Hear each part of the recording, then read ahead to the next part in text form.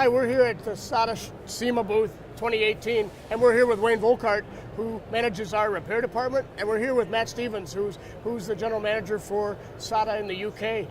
And we come across a lot of things that people ask questions about simple repairs that they could do in their shop. So we want to share a few of those things with you. I think we'll start with Matt. Hi. Yeah, in the UK marketplace, as it is, I'm sure, over here and the rest of the world, one of the most common problems is air leaking out of the front of the spray gun. Wayne's going to show us how to rectify that easily and quickly, but it's something you can do in the workshop without too much downtime. In essence, all we want to do is to take the air micrometer out the back, and we do that by removing the small Allen key. You'll see the air piston head itself, that wears over time. Sometimes you get dried cleaning solution on it. So the best thing to do is to grab it, chuck it away, get a new one and fit it in. But before you put it in finally, it's always worth cleaning down the inside of the passageway, because again you can get cleaning solution inside there. Once that's done, pop it back in. Sometimes it's good to put some silicone-free gun grease on there. And then reassemble everything. Check that it is sealed, and 99.9% of the time it will be, and you're back to the perfect gun.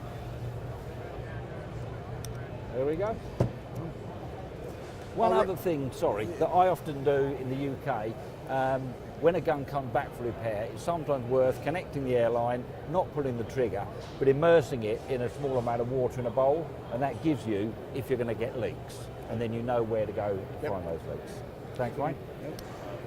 One of the other questions that we get asked is they'll have paint that's leaking down the backside of the trigger, and there is a fluid packing in these guns. And for a number of years, since the end of the 2000 range, they made that packing removable from the rear side. And where that's a huge benefit is there's no longer any kind of a nut or anything in the way in the fluid passage, so it keeps that fluid passage very, very clean. And so now, by having that packing go in from the rear side, Wayne could show you how he would do it, but you need to remove the trigger to get that off. And there are small clips on the trigger that we take off.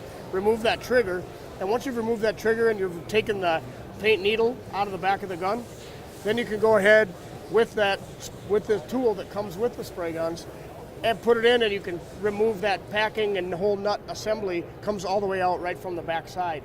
Now you want to make sure when you take that out that you end up with all the components and you end up with the packing out of there also. Sometimes it'll hang up inside, but make sure you get that removed, and it might come out in pieces if it's been destroyed. So you just have to make sure you remove that before you put the second one in. But now you can see there's a small packing goes inside. It's actually a pretty simple process. There's a threaded area in there that'll hook into that. Yep. Yeah. Threw it on, that pulls it right out. Yep, so that's what's nice on the tool, and on that there are threads that catch that and will pull the whole assembly out in one piece. So sometimes you'll leave a portion in there if that pack is destroyed, but otherwise it all comes out from the rear side.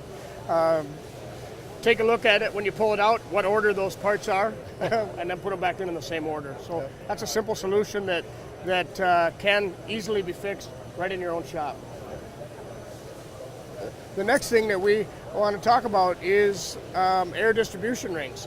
Behind, on all the guns since the SATA Jet 2000, 3000, 4000, on the 100B, on the Mini Jet 4400, the 1000Bs, all of those guns have air distribution rings in them, and those air distribution rings are meant to be replaceable, so that if you damage that by slipping with a wrench and hitting it, or you get it clogged full of paint, you can remove it, clean the gun body, and put this thing back in. So Wayne's going to show you how one comes out. It's a pretty simple process. You'll notice the hooks on this, and you'll notice that there's slots in that ring. You just grab that and you pull it out. Sometimes it can be a little bit of a tug.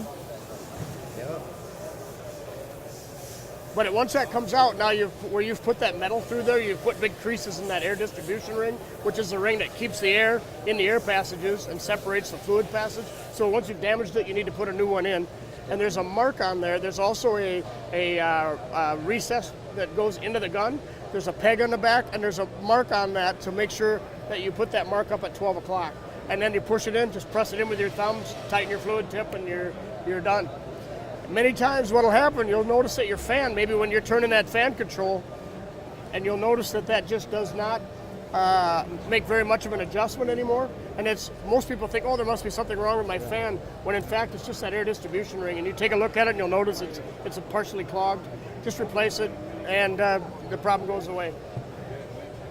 Those are some of the simple things that we see. It's easy to fix, but it's worth